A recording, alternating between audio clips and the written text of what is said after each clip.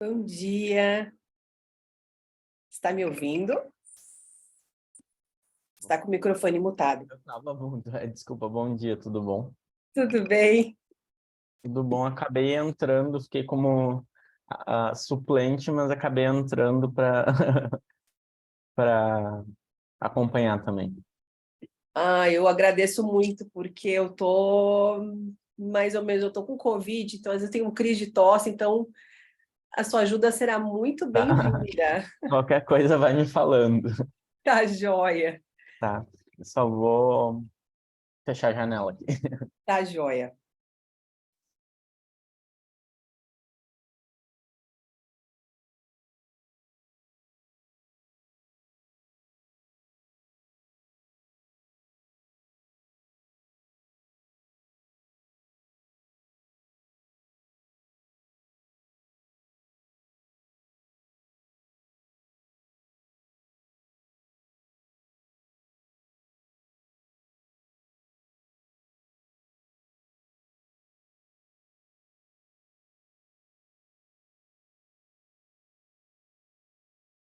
Bom dia, Lucas.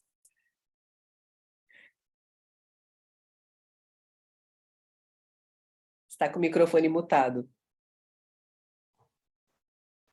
Agora foi? Foi, bom dia. Tudo bem? Tudo, e você? Melhor agora, né?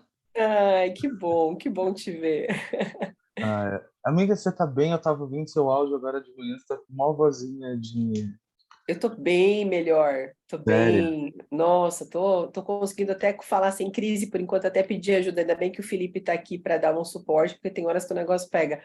Mas eu tô bem, sim. O pior foi os primeiros dias, segunda e terça, mas agora eu tô legal. Caramba!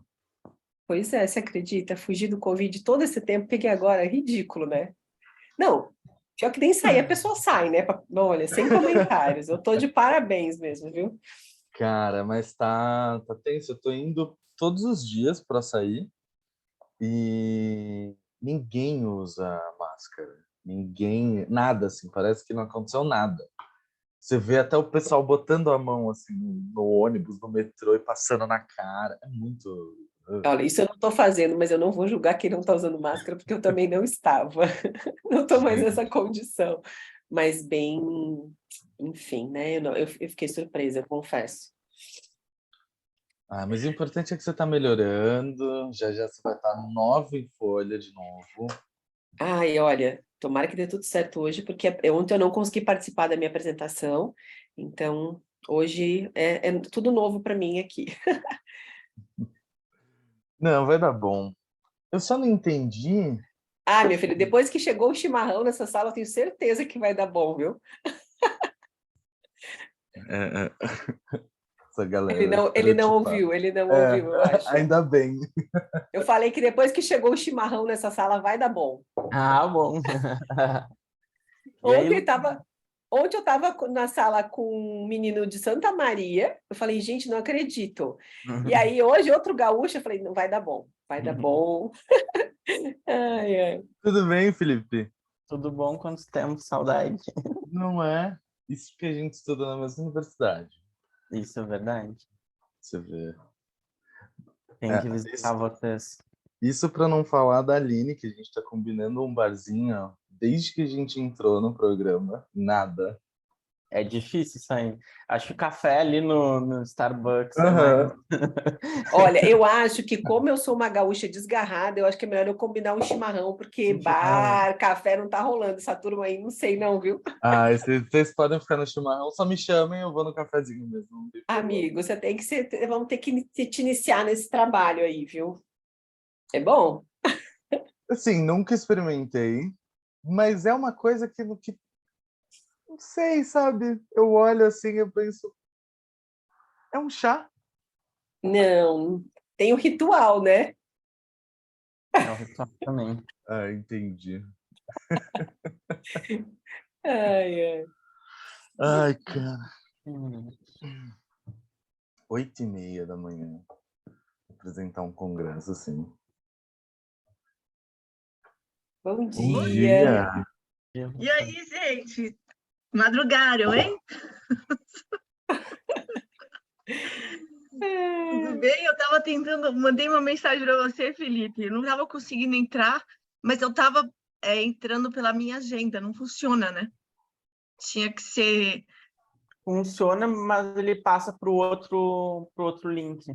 Eu entrei pela minha agenda também, só que eu demorei porque o meu Zoom atualizou. Mas aí ele entra naquele online, semi-ad, daí que passa para a sessão mesmo. Ah, tá bom. Bom, deu certo. Tudo bem? Oi, Aline. Oi, Lucas. Bem, Tudo bem? Olha. E a Sênia vai vir, Lucas, se prestigiar? Ai, nem sei, nem comentei para não ter a pressão da orientadora de novo. É. Por quê? Fica com medo dela ficar olhando, ver se você Ai, sim. esqueceu de falar. Não, não é possível. Ela está lá no Chile também, né? Por isso. Então, Ela não melhor vai deixar ela conseguir. aproveitando lá. Depois eu só comento. Eu sei que no vídeo. Eu não entendi como é que vai ser a apresentação ainda. Não, então, vamos pedir ajuda para os universitários aqui, Aline e Ah. Felipe, porque eu preciso ainda trocar o vídeo do Juan e eu não sei nem como eu vou fazer isso. Ele me mandou ontem, porque o dele, não sei se vocês olharam, mas tá travado. Aí ela viu, Aline, ele me mandou, mas agora o vídeo dele não aparece ele. Mas isso, pelo menos os slides estão indo, porque antes só aparecia ele e ficava no primeiro slide. Aí o que eu faço? Ele pode compartilhar a tela? É isso que vocês vão fazer, né? Eu não entendi o vídeo. Assim, a gente vai apresentar de novo? Olha, não sei qual é a instrução, Aline, Felipe, eu vou fazer o que vocês me mandarem aqui. olha, bom, primeiro, eu até gostaria de falar com você, professora. Eu estou feliz aqui com a ajuda do Felipe, porque eu testei positivo para o Covid, quase que eu não consigo. A minha primeira apresentação hoje. Eu estava bem ruim, estava com crise de tosse, então se eu tiver um pouco, né, o Felipe me socorre aí, mas eu acho que hoje está ok, eu consigo participar, consigo falar. A orientação é a critério, né? Se você preferir, a gente passa todos os vídeos, ou a gente passa um vídeo, debate, passa o próximo e assim na sequência. Aí fica a teu critério, para mim é diferente. Agora, como a gente vai fazer com o vídeo do Juan, é uma situação nova, não sei. Felipe, acho que é mais experiente nesse assunto, me ajuda, Acho Felipe. que quando chegar a apresentação dele, a professora consegue espelhar a tela dela, que ela tem o vídeo aberto, e passar o vídeo dele. Não sei se a senhora consegue. Mas Consigo eu acho que compartilhar todo a mundo tela? consegue compartilhar a tela e passar o vídeo, Tá bom, é o Zoom, né? para a gente conseguir colocar o vídeo correto. Tá, mas o Lucas já está com... A ideia é você compartilhar sua tela também, então, Lucas. Todos os... Normalmente quem compartilha é o debatedor, que é a Uhum. Aline, ela vai compartilhar a tela dela, só que daí quando chegar o do Lucas, como a senhora tem, o do Rô, desculpa, o vídeo novo, daí compartilha a tela. Tá bom, combinado, então. Olha, ontem a gente acabou fazendo ali na sessão da professora Simone, eu acho legal comentar depois, assim, do vídeo, porque fica fresco, né? As perguntas já estão ali, né? Então a gente pode fazer isso. Os alunos apresentam, a gente tem uns 8 a 10 minutos, é isso? Para cada... São só 3 trabalhos, né? Então acho que dá. Temos várias perguntas aqui para o Lucas, assim, eu tenho uma lista de 3 Eu também páginas. fiz. Gosto assim. Não, pode fazer, pode fazer. Isso é um crime. Levei meu trabalho para o Amptur. O único comentário foi: dá para incluir o Scottson. Fica... É pergunta? Eu também fiz uma brincadeira, amigo. Não, pode fazer sugestão também. Não usar. Não, a gente fazer crítica, provocações. Então, professora Valéria, eu vou fazer o seguinte, então eu vou compartilhar os vídeos, após o compartilhamento eu já começo a cronometrar os 8 minutos. Combinado, tá joia. Bom? Tá bom, então vamos aguardar os outros apresentadores, né? Qual é o nome? Deixa eu ver aqui. O do Juan é aquele que a gente viu na Amptur, né? Sobre os lençóis maranhenses e tal. É a Tainara, o Juan, eu não sei se vem outros, né, que apresentaram juntos, mas a princípio é a Tainara e o Juan. Tá. Ah, sim. A Tainara está com um professor que é o Davi Andrade, né? E acho que ele também está numa outra sessão que eu vou estar à tarde. Eles são do Maranhão também, ó. Vamos só falar sobre o Maranhão, metade, um terço aqui, 2/3. Vamos conversar sobre o Maranhão, que bom. Então vamos aguardar. Sabe que o Juan também estava com... Na verdade, ele não pegou Covid, Aline. Ele tomou a vacina da 4ª dose e teve uma reação ontem. Ai. Não estava Não, bem. eu estava contando aqui que eu me safei durante toda a pandemia, eu não tive Covid, e eu fiquei bem surpresa, porque eu estou super trancada. Na verdade, a única coisa que eu lembro de ter feito foi ido à aula, na quinta e na sexta-feira. Então, eu fiquei preocupada também pelos colegas, enfim, pelos professores, eu fiquei bem surpresa. Eu passei o final de semana inteiro estudando, não saí de casa, eu falei, gente, não é possível.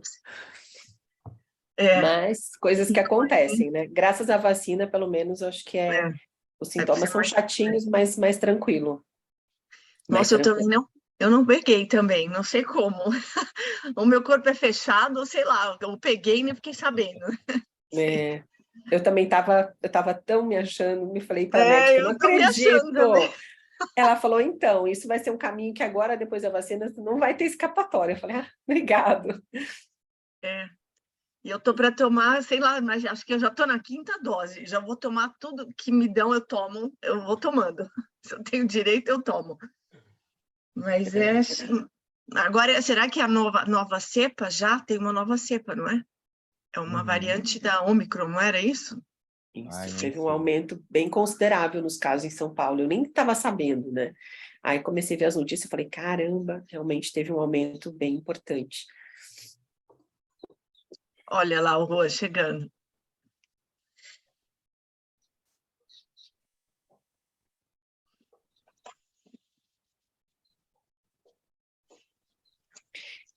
Olá, Juan, bom dia.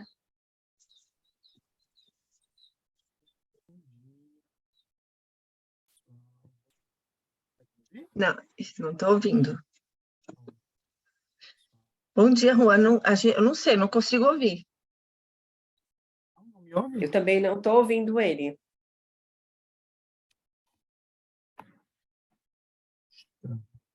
Pessoal, Opa, agora foi. Tá Fala ouvindo? de novo. Opa, Agora sim. bom dia, pessoal. Bom bem? dia. Bom Tudo bem? dia. Bom dia. Como se sente? Tô bem, tô bem. Acho que 24 horas depois vai ficando melhor, né? Tomei uma vacina, pessoal, da Covid, a 4ª dose, e aí, Pfizer. E aí passei, depois de 12 horas começa, né? Os efeitos começam. Meu braço ainda tá intocável. Mas estou melhor, professor. Obrigado, viu? Que bom. Tá bom. Olá, Renata. Bom dia. Bom dia a Bom todos. bom dia. dia, Renata. Tudo bem, Lu? Prazer. Oi, Aline. Tudo Bom bem, dia. Renata? Bom Tudo dia. ótimo. Bom dia, Renata. Pelo visto, sou eu que não te conheço, é isso? É que eu sou do primeiro semestre, então eu ainda não peguei as suas disciplinas, professora. Ah, você é aluna da casa. Que bacana. Isso aqui tá virando o clube da Luluzinha com Olha, bolinha, gente. eu Não é não sou do possível. primeiro semestre, mas eu também sou da casa, viu? Fala sério. Já que eu não me apresentei, vou falar. Mas estamos esperando só, então, Tainara. Isso. Então, Juan, eu peguei o vídeo já, vou na hora da sua apresentação, vou compartilhar minha tela, e aí vai ser aquele último mesmo, de ontem eu vi, melhor, por mais que você não esteja, né, no vídeo, acho que ainda é mais interessante para acompanhar os slides do que só o contrário, né, que só aparece você, tá bom? Tá ótimo, professora. Obrigado. Vou esperar mais 5 minutos, né?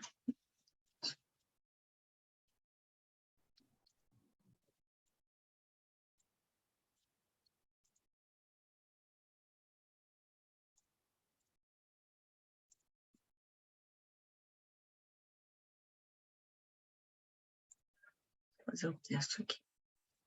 Pronto.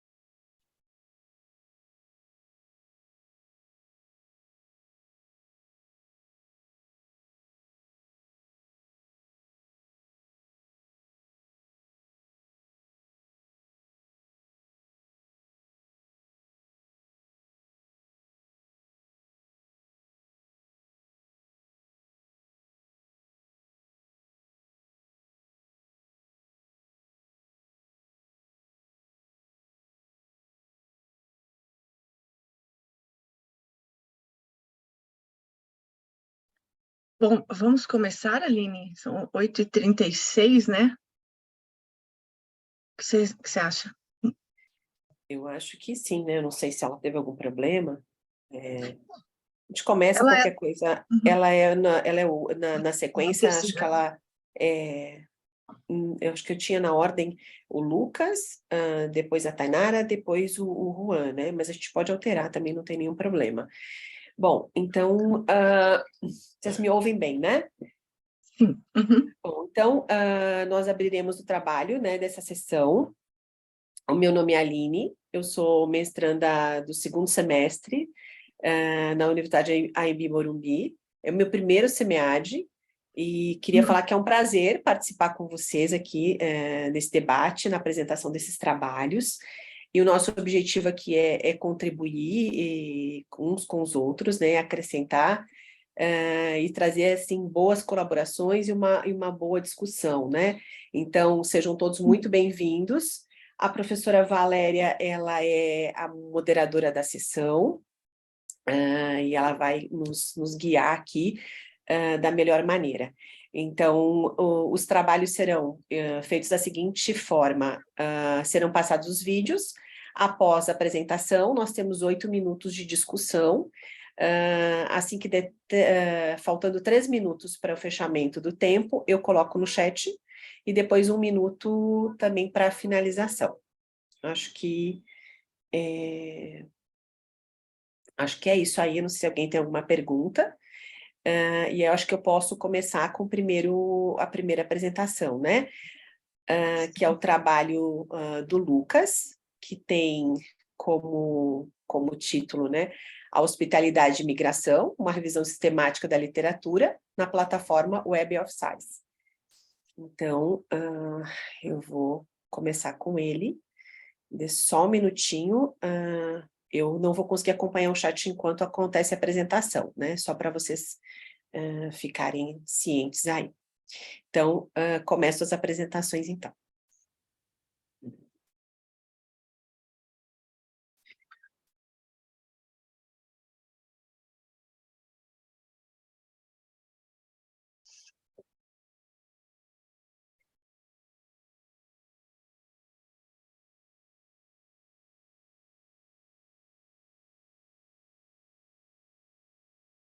Só um minuto, por favor, que eu fiz alguma coisa que não deveria aqui. Bem minha cara, isso. Aqui.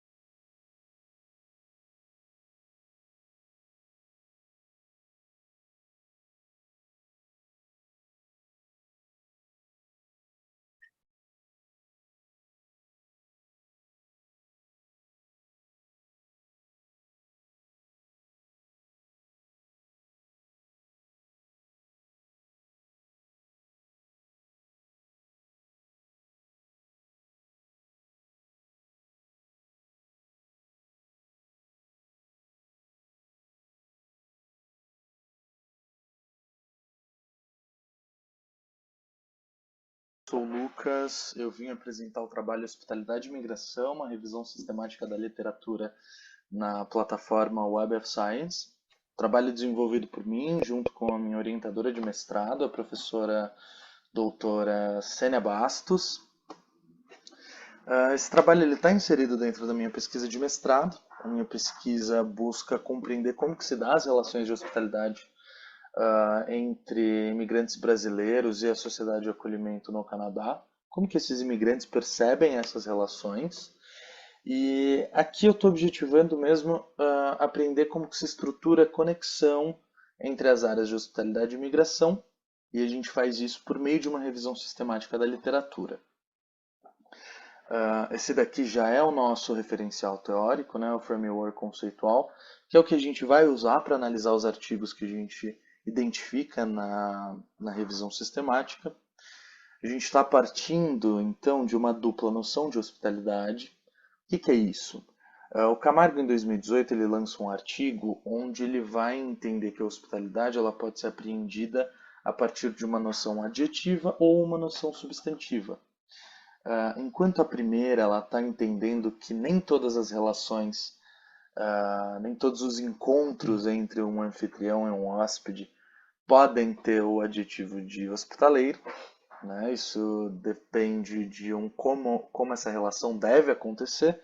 A outra já entende que a hospitalidade ela é todo encontro entre um anfitrião e um hóspede, independente do que aconteça nesse encontro. Isso é importante para a gente entender mais ou menos como que onde estão localizados os outros autores que a gente vai trabalhar. Quando a gente olha, por exemplo, para a tensão política existente no encontro entre essas duas identidades, né, o grupo, quem faz parte e o outro estrangeiro, a gente entende que eles estão falando dessa noção substantiva.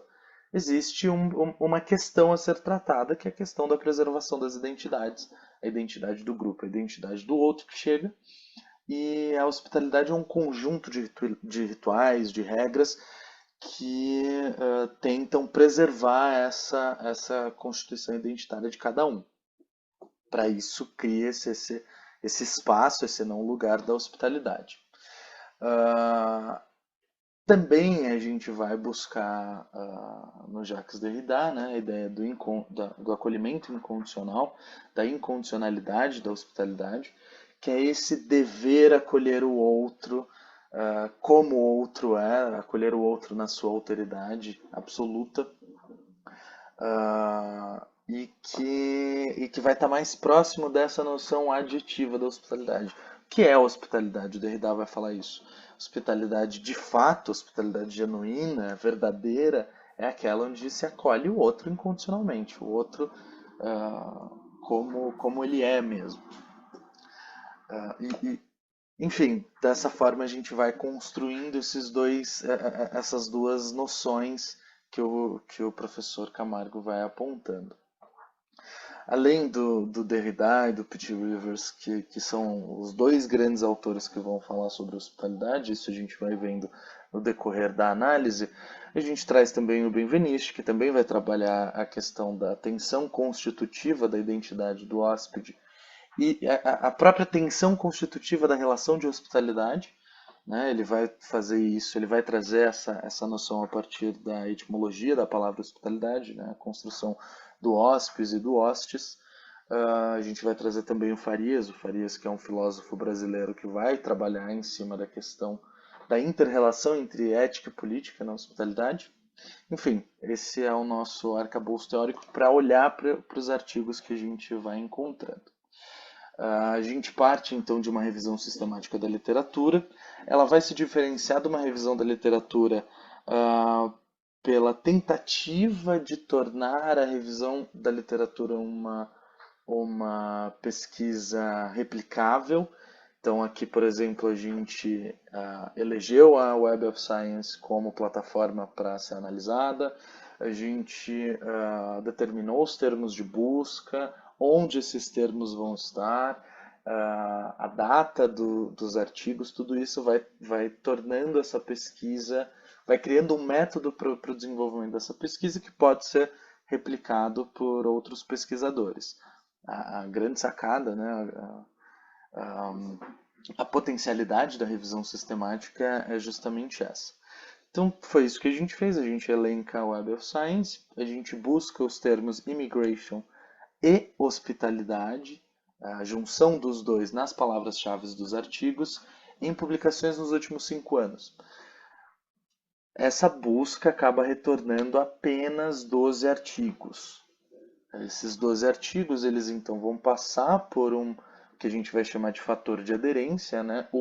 Para nenhuma aderência, quer dizer que eles não apresentam os conceitos de imigração, nem de percepção, nem da percepção da pessoa ou do grupo migrante, nem sobre a hospitalidade na sociedade receptora. A gente também aponta o fator de alguma aderência, de muita aderência, também pensando na presença ou não desses conceitos. Esse filtro vai resultar em 9 artigos. A gente vê aqui que são artigos de diversas áreas que estão falando sobre hospitalidade, sobre migração, e apresentando a percepção do imigrante a respeito da hospitalidade naquele lugar onde ele está. Aqui a gente já tem uma síntese dos conceitos apreendidos na análise dos artigos. Então, apesar de todos esses 9 artigos eles trabalharem com a questão da imigração e da hospitalidade, eles vão dando enfoques diferentes para a sua análise. Então, a gente tem desde artigos como o da Rita Kohn, que vai pensar a relação com o imigrante a partir de uma ótica cristã, de um imperativo cristão de acolher o próximo, quanto um ensaio do Knowles que vai entender que a sociedade está caminhando para um espaço de inhospitalidade com as políticas de fechamento das fronteiras.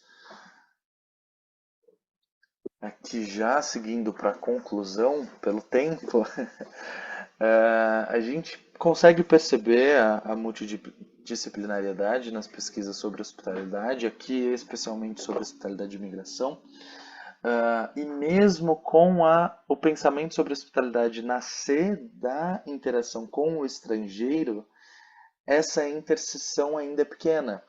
A gente tem o nosso primeiro retorno, né? A primeira busca ela só traz 14 artigos, que depois a gente refina. Apesar de não ter aparecido os dados sobre o referencial bibliográfico dos artigos que a gente analisou, Derrida e P.T. Rivers ainda são os autores base para pesquisa em hospitalidade e imigração.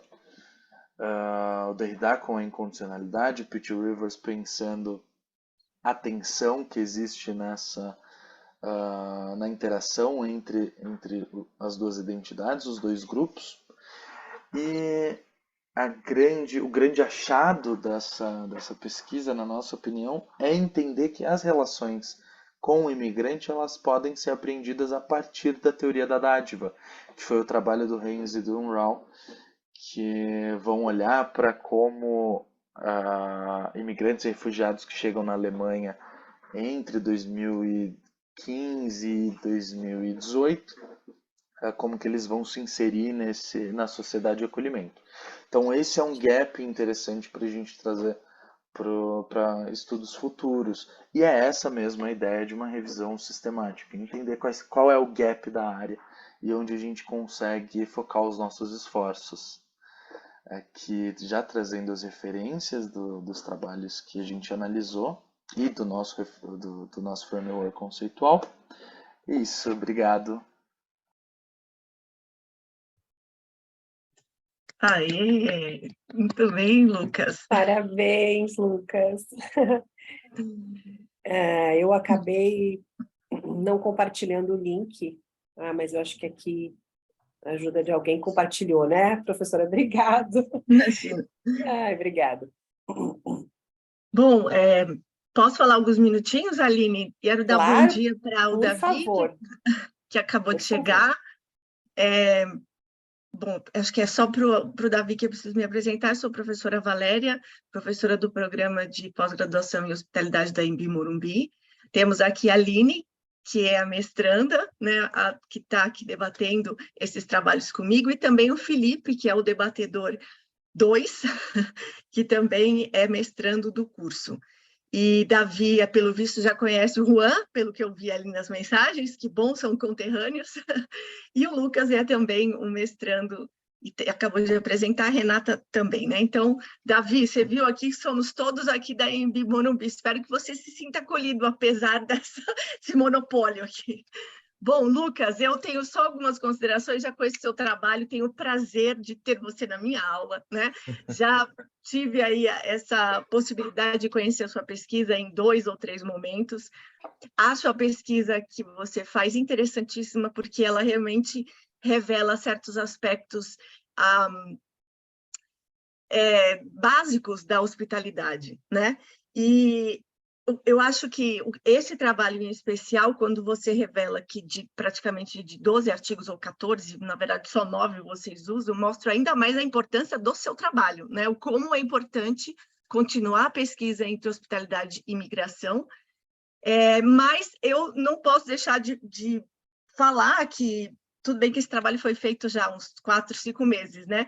Mas eu sinto ainda a necessidade de vários outros autores, que eu acho que você já está inserindo, né?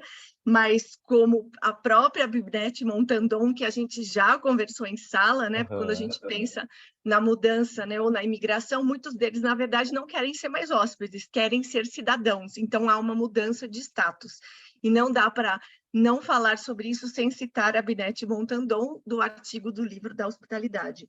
Também já falamos muito sobre a Isabel Batista, então também sei que você já está com ela trabalhando, né? Ela é uma seguidora aí do Derrida, então com certeza vai entrar no seu referencial teórico. E eu sempre defendo a ideia de todo aluno que trabalha com hospitalidade falar do Leonardo Boff. Afinal de contas, o planeta Terra é a nossa casa comum, né? Então, se queremos imigrar, não podemos deixar de citar ele, né? Parece um Papai Noel, mas ele é um querido teólogo e eu acho que ele deve fazer parte aí, principalmente dos seus estudos. E para fechar, Silvana Pirillo, né, que é uma das autoras que trabalhou essas questões ainda mais no Canadá. Então, eu vou deixar aqui aberto para perguntas, não vou falar mais, se der tempo a gente conversa depois no final. Mas, olha, parabéns, seu trabalho é muito importante e que bom que você está seguindo esse caminho. Então, vamos lá, Aline, agora... Não sei se alguém quer fazer perguntas, ou mesmo você, Juan, Davi, Renata, Felipe. Então, eu vou começar aqui. Bom, primeiro eu queria dar as boas-vindas ao Davi também.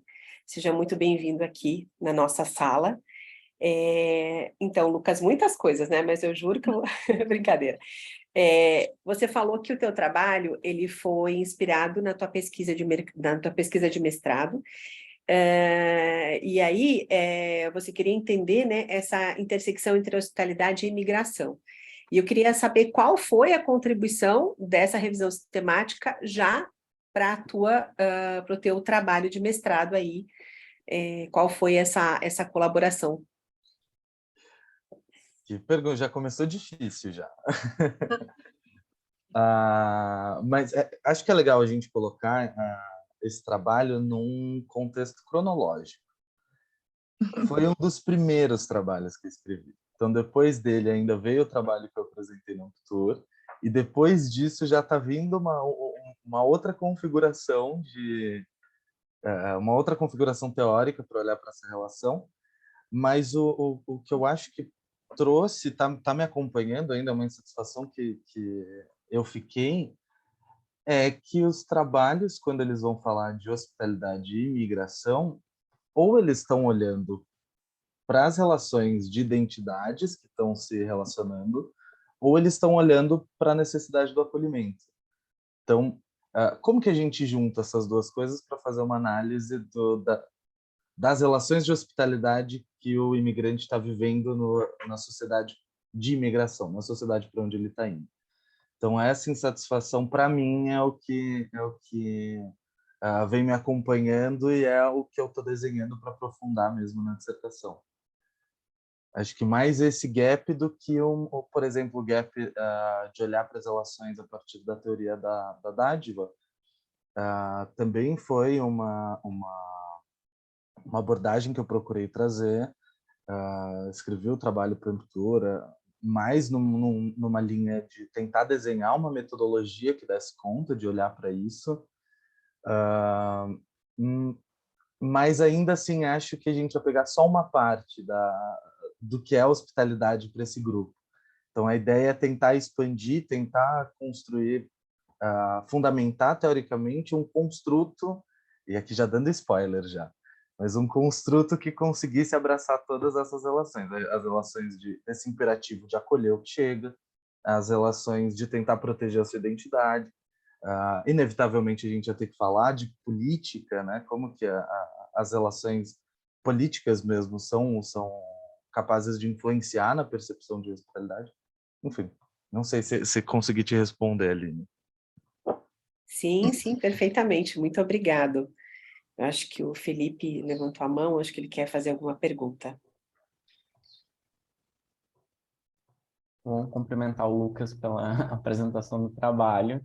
E a minha pergunta é sobre justamente o teu desenho metodológico dessa revisão. Assim, eu achei muito interessante aqueles critérios de adesão que foi construído para revisão bibliográfica. E aí eu queria entender mais ou menos se há uma inovação, se vocês construíram para essa revisão bibliográfica essa forma, com esses critérios de aderência, ou se é algo que já vem sendo usado, porque eu nunca tinha visto da forma que foi construído e achei muito interessante, assim, como esses critérios estabelecem e aí tornam o trabalho replicável e toda a questão da metodologia, da importância da metodologia, assim. Não é uma inovação, isso já existe, mas a ideia da revisão sistemática é mesmo deixar o trabalho o mais replicável possível. E aí estabelecer fatores. É muito comum a gente ver a exclusão de artigos dentro de uma revisão sistemática a partir da percepção do pesquisador, que ele com certeza coloca fatores e tudo mais, mas isso geralmente não entra no artigo.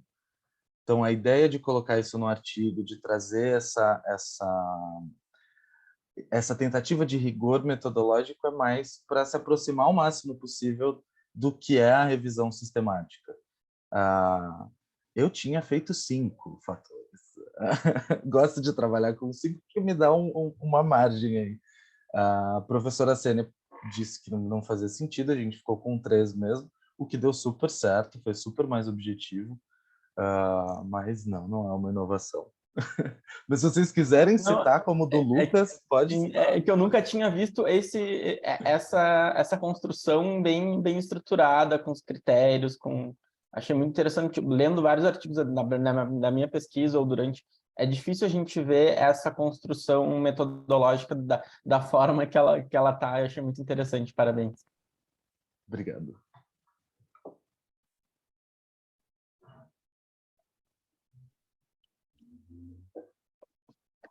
Tem mais 3 minutos. Mas alguém gostaria de fazer alguma outra pergunta, alguma outra colocação? Pode fazer, tá, gente? Pode fazer crítica. Oi, pessoal. Bom dia. Vocês estão me ouvindo, Davi? Estou ouvindo sim, Davi. Bem, Davi. Bom dia. Ok, gente. Deixa eu ligar o vídeo aqui para dar um oi para todo mundo. Obrigado pela recepção, professora Valéria, todo mundo. Já lhe conheço, professora dos eventos. Estou falando aqui do Sertão da Paraíba. Trabalho com o professor Juan, lá na Federal do Maranhão. Eu queria inicialmente cumprimentar o Lucas pelo trabalho. Tema muito interessante e pertinente para essa nossa realidade atual, né, de muitos movimentos migratórios em situações bem diversas, cada uma específica. E como a gente fica curioso para saber das pesquisas dos colegas, eu queria saber do Lucas se ele pode já comentar se ele vai fazer pesquisa de campo, né, e onde ele está considerando o locus da pesquisa. E eu entrei um pouco no meio da apresentação, porque eu tive dificuldade de acessar a sala, mas como entra aí a variável cultural, né, nessa lente aí para a gente enxergar a hospitalidade, porque eu fico imaginando, por exemplo, em São Luís do Maranhão, a gente tem recebido, assim como no Brasil, muitos imigrantes venezuelanos, né? Então, eu não sei se a gente teria como identificar diferenças em como eles são acolhidos em São Luís, como eles são acolhidos ou não em São Paulo, pelas características culturais de cada povo. Então, parabéns e sucesso aí, Lucas. Obrigado, Davi. Assim, outra pergunta tensa, cabeluda. Mas a variável cultural sem dúvida nenhuma, um dos pontos super importantes para a gente olhar para como o processo de construção da relação de hospitalidade se dá. A minha pesquisa de mestrado, a priori, vai olhar para uma ilha no Canadá, chama Prince Edward Island, uma ilha super pequena e super homogênea. É legal ressaltar isso, porque quando eu tenho um grupo de pessoas dentro de uma ilha que já tem suas características, é um grupo de pessoas homogêneo, é muito fácil, ou mais fácil do que em outros lugares, a gente conseguir entender como que os locais eles se relacionam com o diferente, porque qualquer outro chega diferente. É diferente se a gente tivesse uma análise de imigrantes ainda no Canadá, em Toronto, em Vancouver, ou em São Paulo, ou até em São Luís, imagina. Que são grandes cidades, são cidades que recebem uma quantidade de pessoas diferentes com uma certa frequência. Numa ilha, no interior do Canadá, fechada, homogênea, essas relações elas são, penso eu, mais facilmente de serem identificadas, né? Quais são os critérios da gente olhar para o outro, como que a gente se relaciona com o outro, porque esse outro é fácil de ser identificado pelo grupo anfitrião, o grupo hóspede também consegue identificar esse grupo anfitrião com muita facilidade, e aí as relações elas ficam mais visíveis. Então, a ideia é a gente, não a gente se aprofundar na cultura do local ou na cultura dos grupos imigrantes, mas é entender como que essa relação ela aparece, principalmente para o grupo imigrante, né, que são brasileiros nessa ilha. Não sei se eu respondi sua pergunta, Davi. Respondeu sim, Lucas. Obrigado. Valeu. Bom trabalho. Obrigado. Eu tenho ainda uns segundinhos, Aline.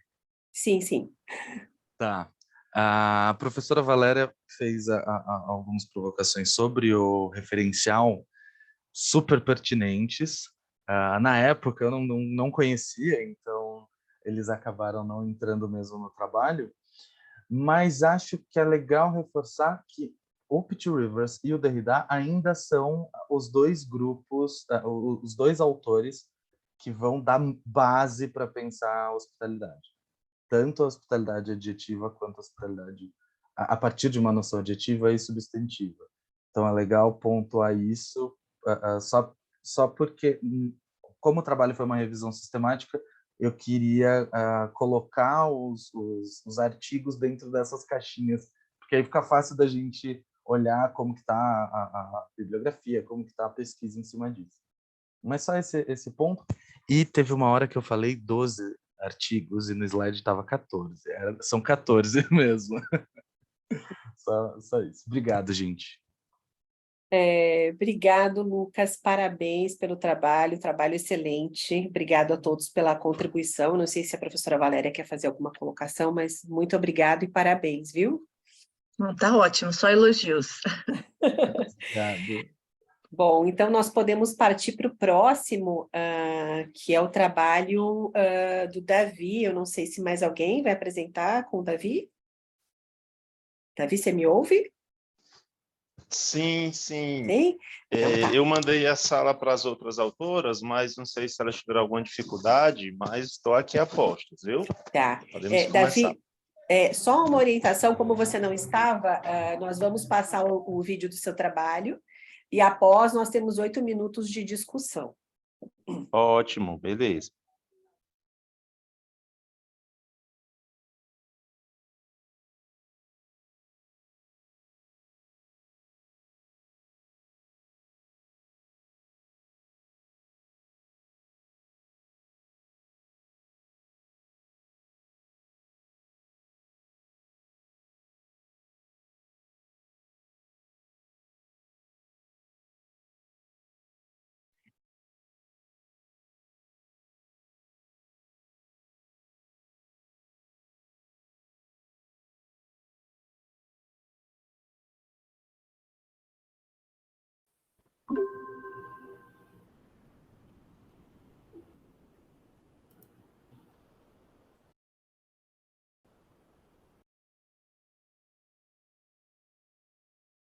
Olá, pessoal. Eu sou o Davi Andrade. Nós vamos dar início aqui à apresentação do nosso trabalho, que tem como título A gente respeita o tempo dela, a hospitalidade na Casa da Mulher Brasileira. Eu sou um dos autores, a Tainara Martins também, outro autor, está presente. Tainara, pode dar um oi.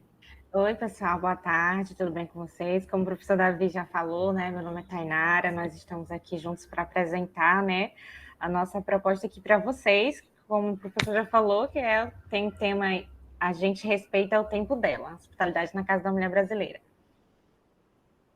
Beleza. A outra autora é a professora Luciana Brandão também. Continuando, gente, o nosso trabalho, ele trata sobre a hospitalidade no contexto da Casa da Mulher Brasileira, aqui em São Luís do Maranhão, né? A Casa da Mulher Brasileira, que fica aqui em São Luís do Maranhão. Esse trabalho, ele é fruto do trabalho de conclusão de curso da Tainara. Como questões norteadoras da nossa pesquisa, nós temos como a hospitalidade se manifesta na Casa da Mulher Brasileira, depois, como os anfitriões ou profissionais concebem esta hospitalidade, e assim nós temos como objetivo principal conhecer como a hospitalidade se manifesta na Casa da Mulher Brasileira em São Luís. Nós buscamos ainda identificar o entendimento sobre a hospitalidade dos profissionais que recebem as mulheres vítimas de violência e identificar as possíveis dimensões da hospitalidade evidenciadas nesta relação e neste espaço. O nosso referencial teórico, a gente apresenta aqui alguns dos autores que a gente considerou, por exemplo, Lashley, que ele afirma que a hospitalidade pode ser observada nos domínios privado, comercial e social. O Camargo também, que aborda as dimensões em que o ser humano exerce a hospitalidade, a dimensão doméstica, a pública e a comercial. Nós consideramos o Arifin, né, que tem vários trabalhos sobre a hospitalidade, as dimensões da hospitalidade no contexto da hotelaria, e ele propõe que a hospitalidade pode ser revelada em 5 dimensões, lá no contexto da hotelaria, que são personalização, recepção calorosa, relacionamento especial, autenticidade e conforto. E nós ainda trazemos também a professora Batista, que ela diz que o espaço converte-se em lugar a partir da conexão humana que o simboliza, que está associada à ideia de um espaço habitado, e os espaços precisam de uma alma de relações de pessoas para se tornarem lugares e espaços humanizados. Então, eu passo agora para a Tainara para a gente continuar. Muito bom. Então, aqui o método que nós utilizamos, né, foi usando uma abordagem qualitativa, onde a gente percebeu aí várias motivações, comportamentos, né, das principais pessoas onde a gente entrevistou. Utilizamos a revisão bibliográfica, entrevista e observação também. E nós realizamos entrevista com a gestora e mais 5 colaboradores da Casa da Mulher Brasileira. Essas pessoas, elas lidam diretamente com as mulheres, né, assistidas. E os dados foram tratados com análise do conteúdo, né? Pode passar, professor. Tainara, é importante destacar, as entrevistas foram realizadas pessoalmente, né, com o roteiro de entrevista para responder lá as questões, os objetivos da pesquisa. 2 profissionais responderam de forma online, mas a maioria foi entrevista pessoalmente mesmo, que deu bastante dado para as análises. Vou passar. Isso mesmo. Certo, aqui é a Casa da Mulher Brasileira, né? A estrutura da Casa da Mulher Brasileira, onde ela vai abrigar aí vários órgãos especializados voltados aí para o atendimento dessas mulheres. Ele fica localizado em um local de fácil acesso, aqui na cidade de São Luís, tem uma estrutura bem atual, que contempla aí os serviços voltados para essas mulheres. Pode passar, professor. Muito bem. O acolhimento, né, bem enfatizado nas respostas que a gente utilizou com as entrevistadas como prática de hospitalidade. Quando a gente perguntou se essas mulheres consideravam a Casa da Mulher Brasileira um local que oferece hospitalidade, as mulheres, elas responderam que sim, todas elas, afirmativamente. Então, também perguntamos o que elas entendem por hospitalidade, como essa hospitalidade é praticada e demonstrada. Essas respostas, elas enfatizaram bastante o acolhimento, o não julgamento, afeto e também empatia. Principalmente, elas acrescentaram ali como principal demonstração, né, da hospitalidade e respeito à mulher, a questão da escuta. Foi muito assim forte quando a gente perguntou para essas colaboradoras, principalmente aquelas que a gente fez a entrevista presencial, elas falaram muito da questão da escuta. E também, como resultado, a gente vê a questão que a hospitalidade é demonstrada por meio de atitude, não somente de palavras gentis. Concordei com o pensamento da professora Batista, que o atendimento das entrevistadas está em sintonia com o pensamento da professora, né, Batista, sobre como a hospitalidade se manifesta na Casa da Mulher Brasileira. Também a gente vai identificar como os resultados, né, que as atitudes de hospitalidade realizadas na Casa da Mulher Brasileira, nós podemos perceber as dimensões operacionais práticas. Aqui nesse quadro, nós vamos ver, né, as dimensões, as atitudes variáveis da hospitalidade na Casa da Mulher Brasileira. A dimensão, por exemplo, recepção acolhedora. Quais são as atitudes? A gente vai ver que atendimento à mulher pela equipe da recepção, a triagem, o acompanhamento pela equipe do psicossocial. A próxima dimensão, que é relacionamento respeitoso. Nós percebemos essa atitude. Os profissionais que tratam a mulher com respeito, eles não fazem julgamento sobre as mulheres, os profissionais eles não devem revitimizar as mulheres. Essa revitimização é ficar perguntando o tempo todo o que aconteceu, eles evitam muito isso. A própria dimensão, a próxima dimensão é o tratamento especializado, que é demonstrado na atitude do atendimento por profissionais especializados, de acordo com a necessidade da mulher. O próximo é a escuta, que é demonstrado através da empatia, atenção em ouvir essas mulheres e aguardar o interesse da mulher em falar. E o próximo é a dimensão do conforto, né? Que é a questão do alojamento, da alimentação, os kits de higiene, eles têm toda uma estrutura ali para estar recebendo essas mulheres. Próximo. E, por fim, né, essa pesquisa ela buscou conhecer como a hospitalidade se manifesta na casa da mulher brasileira. A gente realizou todas essas entrevistas com as gestoras e com as principais colaboradoras que lidam diretamente com essas mulheres. Identificamos também que as profissionais da casa entendem que a hospitalidade está relacionada ao acolhimento das mulheres vítimas da violência desde o primeiro contato. Não é só depois de umas outras etapas, né, mas desde o primeiro momento. E também essas colaboradoras exercem um papel de anfitriã nos momentos de hospitalidade e ainda que não possuem uma formação, que a maioria delas não possuíam uma formação específica nessa área da hospitalidade, ou algum conhecimento teórico, mas elas entendem na prática que a hospitalidade é necessária para o seu trabalho, no atendimento, no recebimento, no acolhimento das mulheres que são vítimas da agressão. Então, dentre as limitações, né, que a gente viu na nossa pesquisa, no nosso trabalho, foi a questão da ausência do ponto de vista da mulher. Nós tivemos aí algumas barreiras que impossibilitaram esse contato com essas mulheres assistidas pela casa, que foi uma das principais limitações. Sugerimos também que outras pesquisas possam elaborar uma abordagem que contemple conhecer as opiniões de mulheres com todo o cuidado que a situação exige, até por conta da revitimização das mulheres, né? Essa pesquisa contribui com os avanços dos estudos na hospitalidade, pois contempla um contexto bem diferente do que é comum, né, que é fora ali do turismo e da hotelaria, e confirma a importância dessa prática em diversos contextos da sociedade. E também o trabalho ele contribui com a sensibilização da sociedade, a temática da violência contra a mulher, que é bem forte, né, a gente vê muitos casos de feminicídio, de violência contra a mulher, e da necessidade também da prática da hospitalidade nesse contexto. Aqui nós temos algumas referências, né? Tem mais referências no trabalho na íntegra mesmo. Pode passar, professor. E nós agradecemos, tá? A atenção, a disponibilidade de vocês, tá bom? Espero que tenham gostado. É isso, pessoal. Obrigado. Muito bom. Parabéns aí. Desculpa, acho que acabei interrompendo antes do tempo, perdão. Imagina, posso fazer uns comentários, então, Aline? Por favor, Rápido. professora, fique à vontade. Bom, Davi, parabéns. Uma pena que a sua aluna não esteja aqui, a Tainara. Queria cumprimentá-la pessoalmente, não, né? Virtualmente, mas enfim.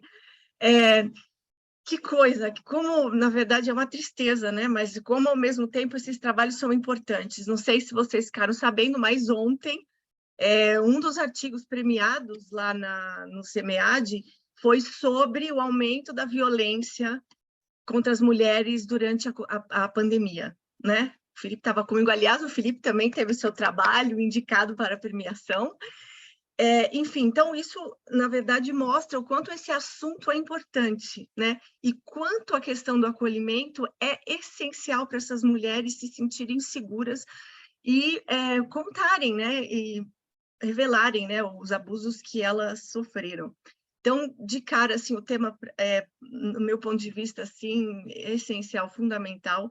Então, gostaria de dar parabéns. Aí faço 2 comentários, só, na verdade, um é uma pergunta e um outro é um comentário. Primeiro que nós, né, aqui no programa de hospitalidade, nós respiramos hospitalidade. Então, assim, quando a gente vê as referências bibliográficas que foram colocadas por vocês, o que me chamou a atenção é que elas estão, assim, não vou dizer defasadas, né? Mas, por exemplo, vocês usam muito o Lashley e o Camargo, mas eles só de 2004. Então, acho que vale a pena, nesse referencial teórico, trazer as obras desses mesmos autores, só que mais novas. Eu tenho certeza que vocês já leram, né? Lashley, 2007, depois Lente da Hospitalidade, em 2015, mesmo Camargo, que tem outros artigos, 2008, 2015, 2021. Então, só acho que com essa preocupação para os próximos artigos, fazer uma atualização, né, desses autores citados, né, que com certeza também podem contribuir ainda mais para o trabalho. E aí a pergunta que eu tenho é como essas dimensões do acolhimento foram elaboradas, que tem acolhimento, tem afeto, empatia, tem a escuta, tem a atitude e conforto. Foram esses que eu... Acho que tinha mais um, esqueci. Queria entender como que elas foram identificadas. Elas foram feitas a priori ou depois das entrevistas vocês identificaram nas respostas? Isso que não ficou muito claro, se você pudesse explicar para a gente, por favor, Davi. Certo, professora Valéria, obrigado pelas considerações, comentários. Eu concordo com as referências também. A gente recebeu essa mesma observação na avaliação dos revisores, e isso é uma riqueza, né, para a gente melhorar quando for submeter o artigo na revista. Esse trabalho foi a pesquisa de TCC da Tainara, ela graduou em hotelaria, então fiquei bem surpreso e contente quando a gente recebe, né, uma aluna graduando em hotelaria, que, claro, quer pesquisar hospitalidade, que é o meu principal tema de interesse, mas no contexto aí mais diferente do tradicional da hotelaria. Então, nesse contexto que ela desenvolveu a pesquisa, é um tema que ela realmente teve interesse. E as dimensões, professora, nasceram inicialmente, né? A gente tem alguns referenciais, como... primeiro, porque a gente utilizou o Camargo e o Lashley lá, as obras mais seminais, porque ali eles trazem os domínios, as dimensões, então a gente queria se inspirar nisso também. E, mais atualmente, nos trabalhos de Arifim, eu também publiquei um trabalho na revista Hospitalidade, inclusive, sobre as dimensões de hospitalidade na hotelaria, que a gente cita, né, para tentar identificar essas dimensões numa lente mais operacional da hospitalidade. Então, inspirada nessas dimensões, a posteriori, né, com o que a gente viu nos depoimentos, nas entrevistas das anfitriãs, a gente conseguiu extrair essas dimensões aí na Casa da Mulher Brasileira. Para reforçar, a gente não conseguiu entrevistar as usuárias, as mulheres, né, por uma questão aí mesmo de ser bem delicado, mas a gente reconhece que seria muito importante ouvir essas mulheres, né, para que elas realmente pudessem dizer, olha, para a gente se sentir mais acolhida é preciso isso, isso e isso. Então, foi nesse sentido, professora. Obrigadão, viu? Ótimo, imagina, obrigada a você, tá? Incrível. Vamos ver que vem o mestrado, não é? Sim, a Tainara tem interesse, ela é uma ótima aluna. Acho que ela não conseguiu entrar na sala porque ela está no horário de trabalho, mas eu vou repassar seus cumprimentos. Tá bom. Eu gostaria também de parabenizar, eu fiquei encantada com o tema, é um tema que me toca, todos os temas referentes às mulheres e ao cuidado, é um tema que eu gosto muito, quem me conhece sabe. Eu fiquei encantada em conhecer, né, a Casa da Mulher Brasileira, e um trabalho tão incrível, né? Acho que tem muita coisa aí para conhecer, então parabéns, acho que foi um tema muito lindo, e é muito bom a gente ter essa oportunidade de conhecer tantas coisas que acontecem no nosso Brasil. Mas eu queria fazer uma pergunta que eu fiquei bastante curiosa, quanto à metodologia, na verdade, porque a pesquisa ela foi feita com as gestoras, né, da casa. E na pesquisa fala que na pergunta foi perguntado para elas como elas entendem a hospitalidade e como é praticada e demonstrada na casa brasileira. E aí eu fiquei, e também na pesquisa fala que elas são pessoas que não têm conhecimento muito profundo sobre o tema de hospitalidade. E eu fiquei com uma dúvida, uma curiosidade, como que vocês fizeram para explicar a palavra hospitalidade, se vocês precisaram explicar o que era hospitalidade, ou se não foi necessário, ou de que forma elas, no primeiro momento em que, nessa entrevista que vocês perguntaram, né, como elas entendem a hospitalidade, como foi visto? Vocês tiveram essa dificuldade dessa compreensão delas do que é a hospitalidade? Não sei se eu fui clara, espero que eu tenha sido, Davi. Sim, Aline, ótimo, entendi perfeitamente. Muito interessante seu ponto de vista. Eu, até conversando com o professor Juan em outros trabalhos que ele orienta na universidade, por exemplo, em alguns trabalhos que ele orienta, os alunos apresentam, desculpa o barulho, gente, passando um carro de som que eu estou aqui no interior, mas eu lembro que, por exemplo, o professor Juan, às vezes, os alunos apresentam um conceito de hospitalidade, né, para que a pessoa faça ali suas observações. A gente escolheu mesmo, metodologicamente, não apresentar um conceito de hospitalidade, para a gente extrair o que esses profissionais entendem de hospitalidade.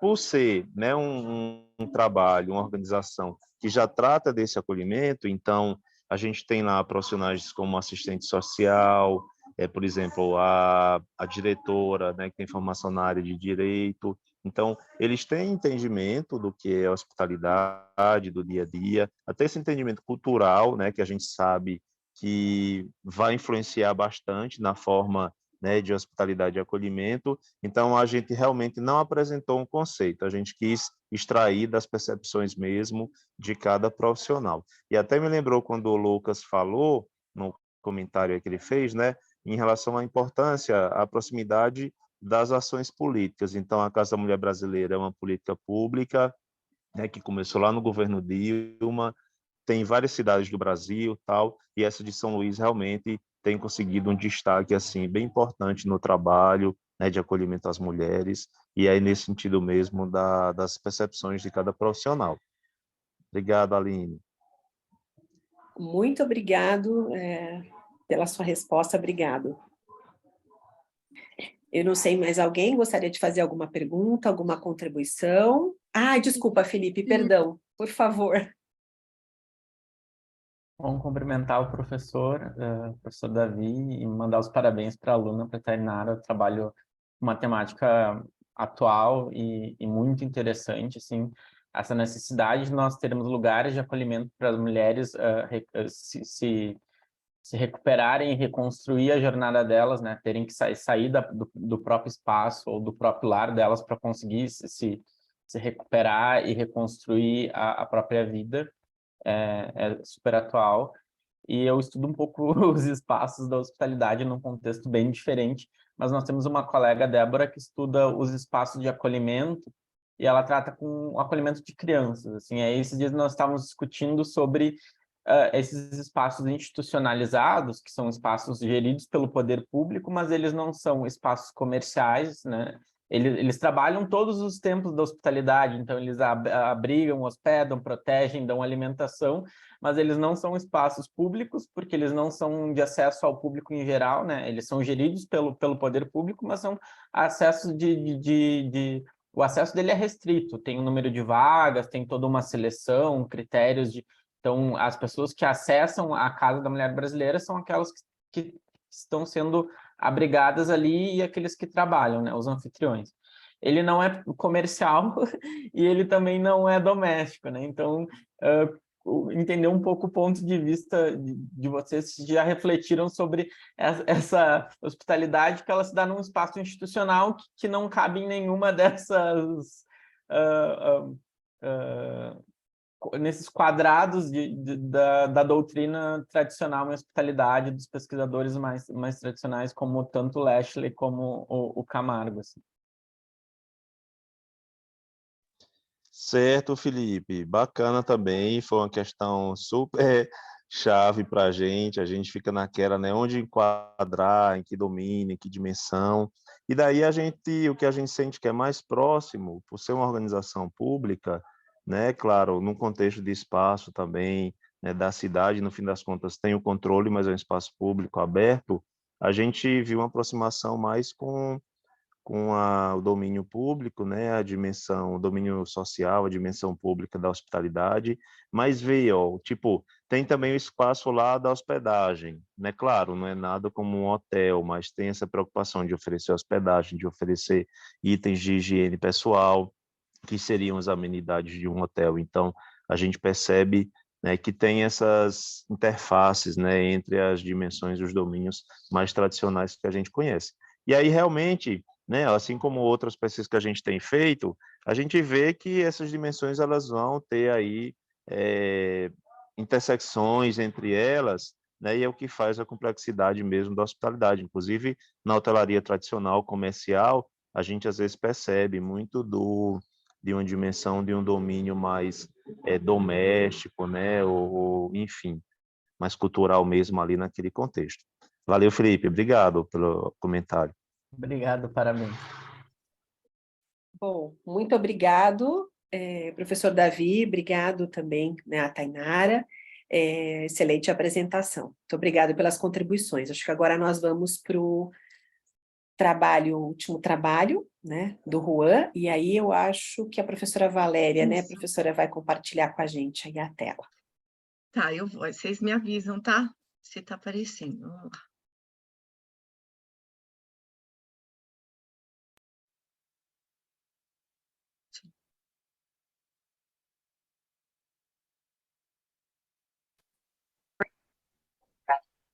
Olá, pessoal. O título do nosso Foi, gente?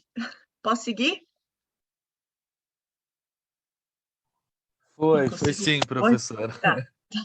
trabalho é Invisibilidade do Anfitrião e Unidade de Conservação, Análise das Comunidades Tradicionais no Parque Nacional dos Lençóis Maranhenses. Essa pesquisa foi desenvolvida por mim, Juan Tavares Ribeiro, da Universidade Federal do Maranhão, o Heriberto Souza, da Universidade de São Paulo, a professora Mônica de Nazaré Araújo, da Federal do Maranhão, o professor Edgar Tomazoni, da Universidade de São Paulo, e o professor Carlos Alberto Alves, da Universidade de Morumbi. Vale ressaltar que esses são alguns olhares iniciais a respeito da minha pesquisa que eu venho desenvolvendo no doutorado, no programa de pós-graduação em hospitalidade da Universidade de Morumbi, no Parque Nacional dos Lençóis Maranhenses. Bem, pessoal, inicialmente, é importante sublinhar que os povos tradicionais em unidade de conservação, eles resistem à ideologia preservacionista que opõe natureza e sociedades. Agentes sociais do turismo, de modo geral, nessas unidades, né, sobretudo aqui no caso do Parque Nacional dos Lençóis Maranhenses, acabam por ter aí um olhar hegemônico, né, que acaba por invisibilizar os povos tradicionais que nasceram, se criaram e vivem até hoje nas terras que, em algum momento, né, passaram a ser classificadas como unidades de conservação. E, no âmbito dessas unidades tradicionais, no Parque Nacional dos Lençóis Maranhenses, por exemplo, a gente consegue perceber o turismo que é desenvolvido junto a essas comunidades, né, protagonizados por essas comunidades, que aí a gente consegue perceber que são verdadeiros anfitriões, que no caso do Parque Nacional dos Lençóis Maranhenses, sobretudo, são empreendimentos, né, são negócios protagonizados por mulheres empreendedoras, que ofertam, no caso, serviços de hospedagem, alimentação e entretenimento. De fato, elas assumem um protagonismo, né, que deveria ser aí promovido pelo Estado, né, essa questão da hospedagem, da alimentação, do entretenimento. No caso do Instituto Chico Mendes de Conservação da Biodiversidade, é quem deveria protagonizar, oferecer isso. Diante desse cenário, a gente chega ao seguinte problema de pesquisa: qual é a visibilidade de comunidades tradicionais e seus empreendedores com negócios turísticos nos conteúdos promocionais do Instituto Chico Mendes de Conservação da Biodiversidade, que é quem administra essas unidades, né? No caso, o Parque Nacional dos Lençóis Maranhenses também. Então, a gente objetiva aqui analisar a visibilidade das comunidades tradicionais anfitriãs no turismo do Parque Nacional dos Lençóis Maranhenses, a partir do guia do visitante do Instituto Chico Mendes de Conservação da Biodiversidade, sobretudo. Para isso, a gente usou um referencial teórico que teve, por exemplo, como base o que se refere à hospitalidade, a Telf, Batista, Lugosi, né, Morrison, Lashley. No que se refere ao turismo em comunidades tradicionais, a gente usou o ADA, a minha dissertação de mestrado, o Ribeiro, no caso, Ferreira e Oliveira, Souza Filho e outros autores, e Mesquita 2020. Em relação ao método, né, os procedimentos utilizados para o desenvolvimento da pesquisa, a gente pode sublinhar que é uma análise qualitativa de textos bibliográficos e documental. A gente fez uso aí dessas fontes de dados bibliográficas, né? No caso, a minha dissertação de mestrado, que na ocasião eu já tinha voltado o meu olhar para as questões das relações de hospitalidade no Parque Nacional dos Lençóis Maranhenses, de modo geral, na Rota das Emoções, que descreveu e analisou o site do Guia do Visitante do ICMBio naquela ocasião. Também aí fonte de dados documentais, os conteúdos verbais e visuais do website Guia do Visitante, no caso do ICMBio, né? Os dados foram analisados com base na técnica de análise de conteúdo Bardan, por meio de duas categorias que estabelecemos aí: a presença das comunidades tradicionais, que foi registrado de forma verbal ou visualmente, e a ausência das comunidades tradicionais, o que não foi registrado verbal ou visualmente, né? Essas categorias de análise são baseadas nos pressupostos do silêncio, de Hollandi, né, que metaforicamente aqui se amplia para a invisibilidade. Esse referencial metodológico sinaliza para os modos de apagar sentidos, de silenciar e de produzir o não sentido, onde ele mostra algo que é ameaça. Portanto, é um alerta que serve para os sentidos que os dados verbais e visuais, no caso aqui analisados, produzem sobre as comunidades anfitriãs no Parque Nacional dos Lençóis Maranhenses. Aí a gente subdivide os resultados em dois momentos, né? A análise sobre o texto de Ribeiro, no caso da minha dissertação desenvolvida no ano 2017, e a gente vai se debruçar uma análise sobre o Guia do Visitante, no caso do ICMBio. No que se refere à análise do texto, né, a gente pode sinalizar que há uma ausência de um olhar crítico sobre as comunidades anfitriãs, né? De fato, há um silenciamento, né? Quando eu retomo o meu olhar sobre a minha dissertação, né, eu consigo perceber nitidamente o quanto, nas entrevistas que eu realizei, nas minhas visitas ao Parque Nacional, as comunidades tradicionais eram, de fato, invisibilizadas, né? Eram silenciadas por parte da gestão, até mesmo meu olhar ao longo das visitas, né, voltadas para essas comunidades. Então, é, de fato, uma falha no reconhecimento de que não se pode descontextualizar o uso histórico de luta desse território, né, pelo território dessas comunidades, a sobrevivência e do tipo de desenvolvimento por trás de cada forma de turismo, né, como diz aí Proença. Falta repertório de hospitalidade para compreender, né, a partir dessa análise dos textos, para compreender que as comunidades anfitriãs são uma das protagonistas, né, nas relações com os mais diversos stakeholders. Afinal de contas, foi isso que eu estudei. Eu fui ter um olhar sobre os stakeholders e, de fato, essas comunidades não são mencionadas, não são percebidas naquela ocasião, na pesquisa que eu desenvolvi. Em relação à análise feita no Guia do Visitante de ICMBio, pode-se dizer que há poucos detalhes, né, não há evidências, né, não se detalha cada lugar e as famílias anfitriões que acolhem os turistas com diferentes serviços. Então, não há aí um destaque nesse Guia do Visitante para a questão das comunidades tradicionais, a essas empreendedoras, a esse turismo que é desenvolvido por essas comunidades no Parque Nacional. Não há destaque para a presença das comunidades tradicionais com linguagens visuais, né? E Andrade, por exemplo, chama atenção para a importância da hospitalidade projetada em imagens, para o papel do anfitrião e a relação com seus hóspedes, né? Na ausência dessas representações visuais no Parque Nacional dos Lençóis Maranhenses, os anfitriões, no caso, são aí invisibilizados, né? Ainda com efeito, o sentido da hospitalidade como uma forma diferenciada de troca humana e o desejo do anfitrião de atender às necessidades do outro, de entretê-lo, de ajudá-lo em situações de vulnerabilidade, de fazê-lo companhia, né? Aí, como Leshler e Telfer defendem, podem se perder entre milhares de outras palavras no website. Então, não há um foco, não há um destaque para essas questões das comunidades, né? O destaque do Guia do Visitante, portanto, está na paisagem natural do parque, voltado, né, para aquela questão muito homogeneizada, né, estereotipada, voltada para dunas, lagoas, né, as belezas que são aí destacadas, de modo geral, pela promoção, acabam por silenciando no Guia do Visitante a questão das comunidades. Então, em relação à conclusão, fazendo algumas considerações finais, constatou-se que, apesar de alguns esforços do ICMBio incluir os negócios de base comunitária no turismo do Parque Nacional dos Lençóis Maranhenses, ainda são ações, desculpem, incipientes, com poucas representações verbais e nenhuma visual. O conteúdo principal para visitantes refere-se à preservação do ecossistema local e à experiência turística. Espero-se que essa análise aqui, né, possam aí contribuir para os agentes sociais do Estado, né, chamar a atenção para a importância de ouvir as comunidades tradicionais e compreender de que forma elas gostariam de ser representadas em ações promocionais institucionais, no caso aqui, do Instituto Chico Mendes de Conservação da Biodiversidade. A lacuna a ser preenchida em futuras pesquisas, por exemplo, que a gente pode sublinhar, é a percepção dos anfitriões sobre as representações de seus negócios, de suas comunidades, em ações promocionais do Estado e no mercado, de modo geral, né? Aqui algumas referências utilizadas para desenvolver a pesquisa. Eu agradeço a atenção de todos.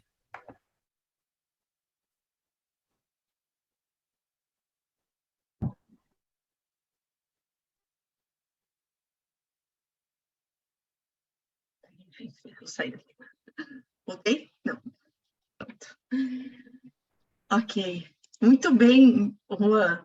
Parabéns, né? Seu trabalho, de certa maneira, me lembra... Eu sou arquiteta, né? E eu dei aula por um período para os meus alunos da área de preservação do patrimônio. Não é bem a minha área, mas eu visitava algumas coisas e eu mostrava as casas abandonadas não, assim, mas porque todo brasileiro acha que está velho, caindo aos pedaços, eu falava, olha, a beleza está nos olhos de quem vê, né? Olha os detalhes arquitetônicos e tal. E eu falava muito entre preservação e conservação. E aí eu falava assim, ó, vocês preferem uma mulher preservada ou uma mulher conservada?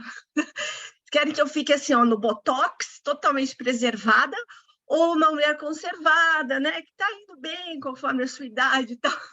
E por que eu estou falando isso? Porque quando você começa a sua apresentação, eu queria saber se é uma crítica quando você fala da ideologia preservacionista. O que a gente tem, né, hoje de como preservar determinados lugares do meio ambiente, a gente pode trabalhar com várias ideologias. Uma delas é o conservacionismo, né? Será que se a gente mudasse a nossa estratégia de preservar o meio ambiente de uma forma onde a gente pudesse explorar um pouco mais esses recursos, será que essas populações se tornariam visíveis? A sua pesquisa, de alguma maneira, vai nesse caminho ou ela não chega a criticar essas ideologias? Não, professora, não vai nesse sentido. Sobre a perspectiva, sim, eu chego a colocar essa reflexão inicial aí, mas não me debruço sobre isso, né? Questão de preservação, conservação, mas porque, de fato, essas comunidades tradicionais, elas estão inseridas, né, no Parque Nacional em conflitos de interesse, né?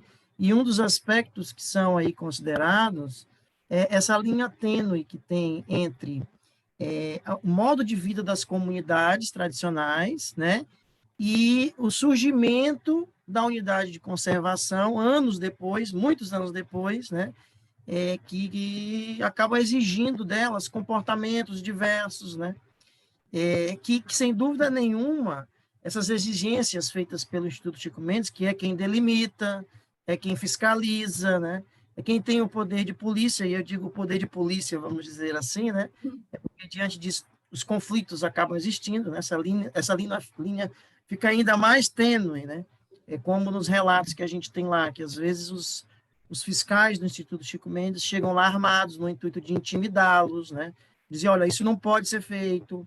Então, imaginem vocês, isso não se resume só ao Parque Nacional dos Lençóis Maranhenses, tá? Várias unidades de conservação no país. Recentemente eu estive no Parque Nacional de Itatiaia, primeiro Parque Nacional do país, num outro cenário, né, numa outra realidade aí no Sudeste, e os conflitos são os mesmos. Há conflitos entre as pessoas que já viviam no parque antes da criação, né, e o Instituto Chico Mendes, que vai ali no intuito de fiscalizar, de colocar em prática as regras que existem no parque, né? E esses conflitos acabam existindo. Então, o nosso olhar sobre as relações de hospitalidade e hostilidade, né, ficam muito evidentes, né, essas relações que se estabelecem. Então, assim, enquanto o Instituto Chico Mendes sai em defesa, né, da preservação, né, da conservação de toda aquela biodiversidade, anos depois, né, aqueles moradores que tinham já o hábito de criar os seus animais, de fazer suas plantações, eles passam a ficar impossibilitados, né, de aumentar o terreno da casa deles, de ter a sua família, de continuar constituindo sua família naquele espaço. Esse pessoal das comunidades tradicionais que eu me refiro aqui a vocês, pessoal, vivem dentro do Parque Nacional dos Lençóis Maranhenses, em meio às dunas, tá? Existem outras comunidades fora do parque, mas essas comunidades que eu estudo, elas estão dentro do Parque Nacional. Então, inúmeros conflitos acabam existindo. Mas eu não me aprofundo nessas questões, não, professora, mais voltadas para a sustentabilidade, sabe? Meu olhar é sobre as relações, de fato, que se estabelecem. Eu não me aprofundo, não. Não, só mais uma coisa ali, não só para... Porque o que me... agora com esse novo governo que olha comunista, é isso? Ai, graças a Deus, eu estou até de vermelho. E aí, assim... a ideia é que agora se cria um Ministério dos Povos Originários. E eu estou falando isso nesse conceito. Será que agora, finalmente, a gente vai entender que essa população que mora nas unidades de conservação, será que elas vão ser visíveis? Será que elas vão ter voz? Vamos esperar, né? Essa é a nossa esperança. Muito bem, só pontuando, isso é tão nítido no parque, né, que recentemente, em uma das cidades portas de entrada do Parque Nacional, que é Santo Amaro, o secretário de Turismo, junto com alguns órgãos lá, inclusive o ICMBio participou, eles fizeram um pórtico, né, de entrada nas dunas, e eles colocaram mais ou menos assim: seja bem-vindo ao Parque Nacional dos Lençóis Maranhenses, um deserto, mais ou menos assim, um deserto de dunas e lagoas, e eles sempre silenciam as comunidades, né? De modo geral, as comunidades são silenciadas. Então, seja por quem for, por onde for, até mesmo, eu posso dizer que os agentes, né, eles de receptivo de viagem, lá de receptivo, eles não evidenciam como deveriam, talvez, aí, as comunidades tradicionais, que depois que eu passei a estudá-las, eu passei a ser um defensor das comunidades e ver que talvez as belezas maiores do Parque Nacional dos Lençóis Maranhenses estejam atreladas às comunidades, e não só aquelas lagoas bonitas e dunas. Muito bem. Bom, eu gostaria de parabenizar, né, o Juan e todos os autores do trabalho, um trabalho muito bem escrito, muito bem elaborado, com um referencial teórico incrível, então, parabéns, assim, além do tema ser maravilhoso, né, mais um tema que me trouxe muito aprendizado nessa discussão, e eu fiquei com alguns pontos de interrogação, né, que eu acho que esse é o objetivo mesmo da pesquisa. Quando você fala da preocupação, né, dos guias em mostrar os aspectos turísticos, e quanto falta dos stakeholders o conhecimento sobre a hospitalidade para focar nas relações, que é o foco da hospitalidade, né? Então, as relações, elas estão deixadas de lado. E aí, quando no trabalho também fala sobre os pequenos empreendedores, que também é outro tema que eu gosto muito, eu fiquei pensando, e me perdoa se eu fugir, aí você me traz de volta ao teu trabalho, deles, né, não mais como anfitriões, mas como hóspedes do próprio governo, né, dos próprios órgãos regulamentadores. Então, eu fiquei, né, com essa questão, porque, ora, eles são anfitriões, mas como hóspedes, eles me parecem bastante esquecidos e até, como traz o trabalho, né, invisíveis mesmo. Aline, de fato, assim, na minha dissertação de mestrado, o que eu fiz? Eu fui ter um olhar, né, sobre a perspectiva da gestão do parque, das relações de hospitalidade estabelecidas com os principais stakeholders. E o que é interessante, hoje isso é muito nítido para mim, já que eu estudo no doutorado agora as comunidades. Naquela oportunidade, a gestão do parque, o ICMBio, silenciou em todos os momentos as comunidades. Porque, de fato, eu posso dizer que as relações são muito mais hostis do que hospitaleiras, né, entre o ICMBio e aí, Valéria e Aline, depende muito do governo, pessoal. Né? Depende muito do governo. Então, agora, como Valéria colocou, talvez a gente retome ao passado, que as relações eram um pouco mais harmônicas. Mas nesses últimos tempos, tem esses relatos que eu disse para vocês, do pessoal chegar armado, uma série de ações. Então, para vocês terem uma ideia, a própria gestão do ICMBio nos últimos anos retiraram todos os técnicos do ICMBio, né? São coronéis, são pessoas reformadas, não sei das quantas, que estavam tomando conta pelo menos aqui do Parque Nacional dos Lençóis Maranhenses. Só para vocês terem uma ideia, nesses 4 anos, 4 vezes nós mudamos de chefe do parque. Eu não sei quem é o atual chefe. Nós tivemos 4 mudanças. E aí você tem relatos do tipo, eles liberam que o fulano, deputado, senador, venha para cá e use os UTVs, que são carros que não podem ingressar nas dunas, né? E nós, moradores, não podemos, que moramos aqui há 200 anos, não podemos fazer isso. Eu sou daqui. Essa é recorrente eles falarem assim, né? Eu sou daqui, isso é nosso, isso é feito por nós, né? A gente ouve muito isso das comunidades. Então, de fato, Aline, eu acho que, sobretudo no artigo, né, e ao longo da minha pesquisa eu percebo, é que, junto às comunidades, esse olhar, talvez, das relações de hospitalidade, não seja considerado como uma estratégia por parte do ICMBio, das comunidades. Mas, de modo geral, o ICMBio entende a importância dessas relações de hospitalidade. Isso ficou notório na minha dissertação de mestrado, né? O ICMBio tem relações de hospitalidade com as agências de viagem, ou pelo menos ele tenta ter, né, com o intuito de oferecer serviços turísticos mais, o que a gente chama de uso público, né? Para que esse uso público seja melhor viabilizado, que a gente tenha aí a prestação de serviços mais interessantes e de fato, se a gente pega lá Gottman e outros autores, né, nas minhas pesquisas eu costumo fazer muito isso, aquele olhar do anfitrião e do hóspede. Em que momento que o ICMBio se coloca como anfitrião, em que momento que ele se coloca como hóspede, e eu acho que essas comunidades, elas são excelentes anfitriões quando recebem os turistas, mas não sei se elas são hóspedes tão bem quistos pelo Instituto Chico Mendes de Conservação da Biodiversidade, justamente por esses conflitos de interesse que se estabelecem em unidades de conservação de modo geral, pessoal.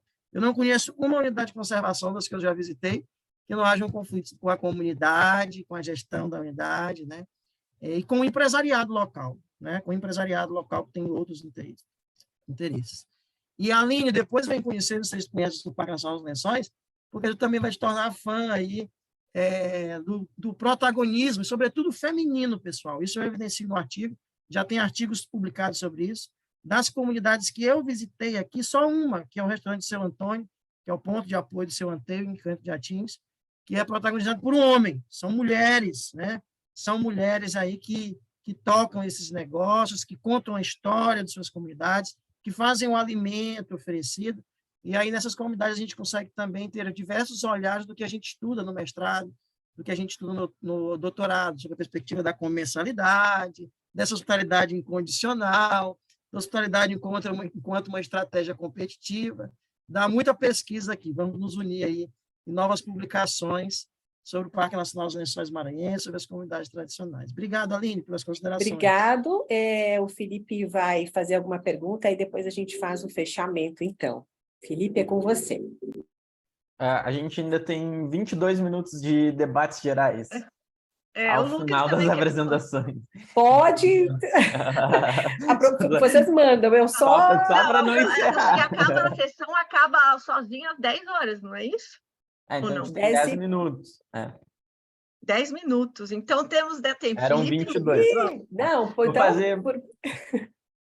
Tudo certo, gente. Eu tô nova no trabalho aqui. O que vocês mandarem, eu estou adorando. Podem continuar. Cumprimentar o Juan pelo trabalho. Eu assisti a apresentação da Ampture e achei incrível. E aí, quando eu fui me animar a fazer uma pergunta, já tinha passado, já tinham encerrado as discussões e foi seguindo. Assim.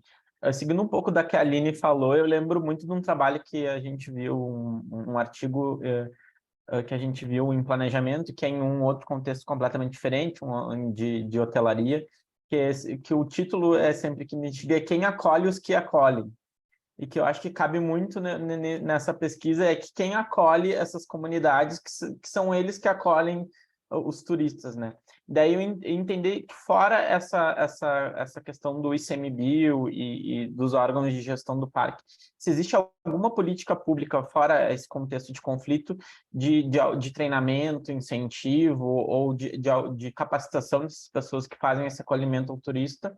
E a segunda pergunta, bem rapidinho, é porque nesse governo que felizmente está se findando, a gente viu muita prática de uma privatização desses parques nacionais. Então, aqui eu sou do Rio Grande do Sul e alguns parques, principalmente os campos de cima da serra, dos cânions, que são parques nacionais também de preservação, a gestão deles foram privatizadas. Daí é só a questão de se teve alguma iniciativa nesse sentido de privatizar ou de conceder à iniciativa privada a exploração dos lençóis também. Bem, Felipe. Felipe, tu és do mestrado ou do doutorado? Eu sou do mestrado, desculpa. Legal, Felipe. Então, de modo geral, né, o ICMBio, que é quem administra supostamente as unidades de conservação, supostamente não, é quem administra as unidades de conservação, né? E tem esse olhar para a questão do uso público. Sim, Felipe, tem iniciativas, e ao longo de vários anos, né, assim, há um bom tempo, no ICMBio existem conselhos consultivos, né? Então, assim, a comunidade ela participa das decisões tomadas pelo ICMBio, pelas ações desenvolvidas no parque, desde campanhas de, sei lá, retirada de resíduos, sabe, lixo deixado por turistas no parque, até a qualificação dessas comunidades tradicionais. Sim, existem ações desenvolvidas em conjunto. Agora é aquilo que eu coloquei para ti, né, que eu coloquei agora há pouco. Em algumas épocas mais, outras épocas menos, com mais participação desses conselhos, com menos participação desses conselhos, assim, ao longo desses, desde 2016 até agora, que eu vou ao parque, me reúno com o Instituto, né? No meu mestrado, minha pesquisa foi na rota, então eu não tive o olhar só do Parque Nacional dos Lençóis, eu tive o olhar sobre a APA do Delta, no Parnaíba, lá no Delta do Parnaíba, e o Parque Nacional de Jericoacoara. Então, que são tempos também diferentes, né? O Parque Nacional dos Lençóis Maranhenses está em um momento, Jeri está em outro, né? E a APA do Delta, que é uma área de proteção, não é um parque nacional, está em um outro contexto também. Mas, de modo geral, em alguns governos, em algumas épocas, mais evidente, outras menos. E aí é muito importante, em todos os relatos, pelo Instituto e pelos stakeholders envolvidos, sim, a participação do SEBRAE na qualificação, há muita presença das universidades, no caso dos Lençóis Maranhenses do Parque Nacional, tem um apoio muito grande do Instituto Federal e da nossa universidade também, o próprio professor Davi que está aqui, nós da Federal do Maranhão, temos projetos de extensão lá no Parque Nacional, alguns que eu faço parte, inclusive, de turismo de base comunitária, junto às comunidades. Então, assim, o ICMBio, nesse sentido, tem ações, né? Junto a essas comunidades, né? Para a qualificação da mão de obra. Então, SEBRAE, universidades, no Delta do Parnaíba, a mesma coisa, né? Na época que eu pesquisei, era a Universidade Federal do Piauí, hoje é a UFDPAR, né? Que tem aí ações também, projetos, tanto o pessoal da biologia, né? Porque pensemos nós, Parque Nacional dos Lençóis Maranhenses, tem questões, tem pesquisas que envolvem essas pesquisas né, voltadas para a biologia, e as nossas ações de turismo, hotelaria, né, da hospitalidade, que tem um olhar mais voltado para a questão da prestação de serviço. Então, sim, tem. E essa eu acho que é uma pergunta que tu fizeste, e a outra Se teve alguma iniciativa de passar a gestão do parque para a iniciativa privada, sim, que é uma sim, política pública desse governo que finda. Tivemos, e isso também, inúmeros relatos por parte das comunidades tradicionais. Felipe, interesse, né? Interesse, e nesse sentido, muitos relatos por parte da comunidade de o quanto elas estão às margens dessas discussões, né? Elas não sabem até onde elas irão diante da concessão dos serviços, né? Então, que empresa é essa? O que ela vai oferecer? Onde nós estaremos inseridos? Né? Quem vai qualificar? Qual vai ser o nosso papel na visitação? Né? Como vai ficar meu restaurante? Como vai ficar meu negócio?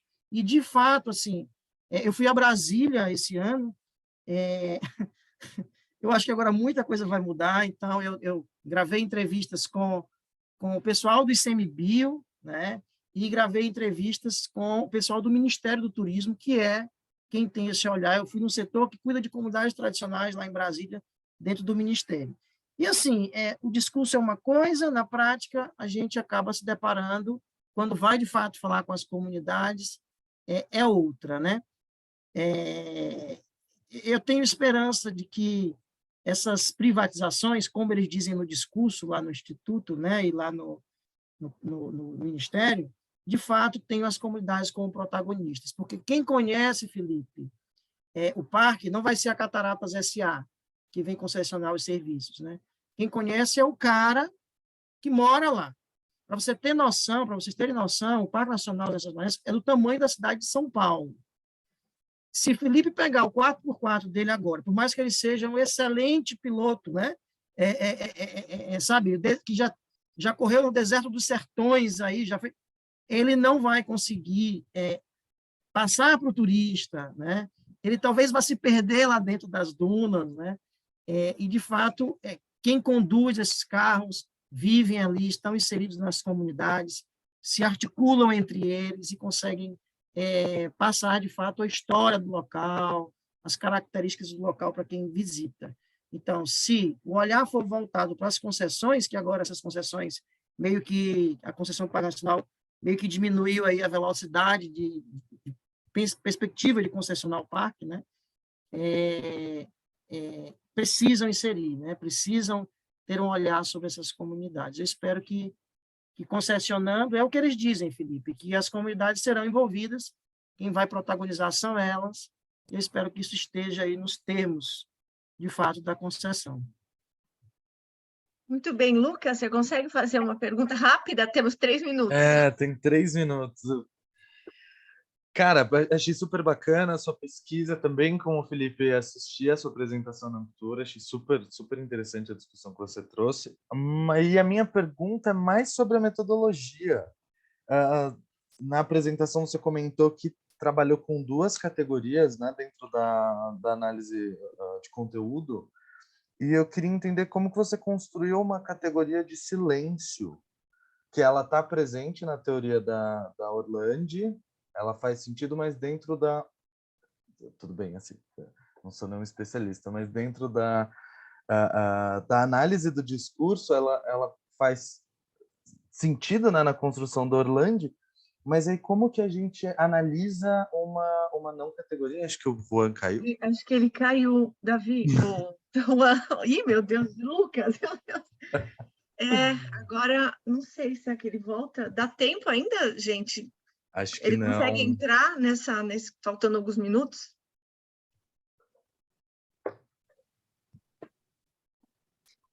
Será que acho que o Zoom não permite? Será? 5 minutos antes. Puxa, você quer escrever, Lucas? Eu mando para ele, eu tenho um contato dele. Posso fazer a pergunta depois, porque eu acho que vai dar tempo. Sinto muito. Não, mas tudo bem. Fica aí para uma próxima oportunidade que a gente se cruzar.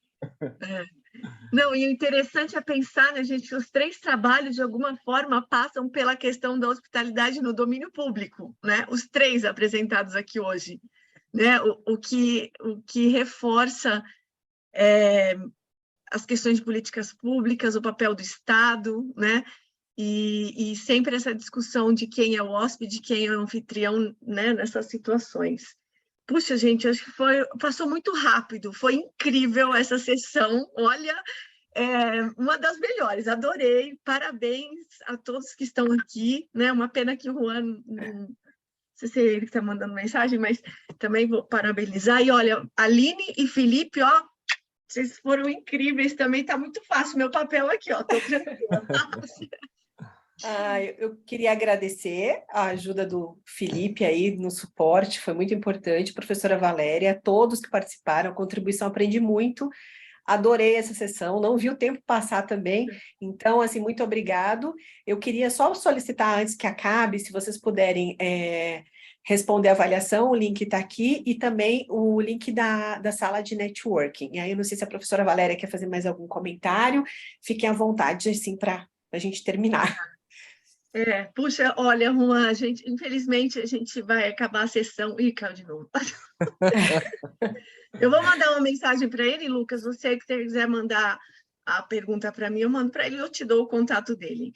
Não, só quero finalizar, agradecer a todos, temos mais eventos, participem, né? E avaliem a sessão, por favor. Nos vemos em outros momentos. Obrigada.